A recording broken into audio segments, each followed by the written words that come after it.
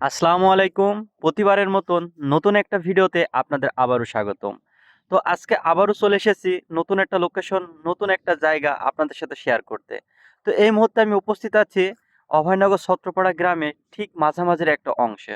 তো আমি কিন্তু এখানে এসেই দেখছি এখানে প্রচুর পরিমাণে সরিষার কিন্তু আবাদ করা হচ্ছে। তো সব মিলিয়ে কিন্তু চারিদিকের পরিবেশটা অনেক বেশি সুন্দর। যদি আপনাদের ক্যামেরাটা আমি ডানে অথবা বাঁয়ে একটু ঘোরাই তাহলে আপনি বুঝতে পারবেন যেখানে কি পরিমাণ এই সরিষার আবাদ করা হচ্ছে।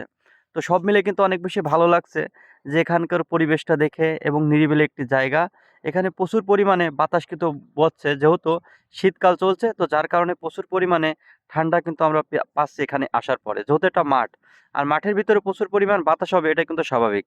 তো আজকে আমি কিন্তু এসেছি অভয়নগর গ্রামের মাঠে। এখানে এসে অনেক বেশি আমি আ আনন্দ করছি যেটা মনে হচ্ছে নিজের কাছে।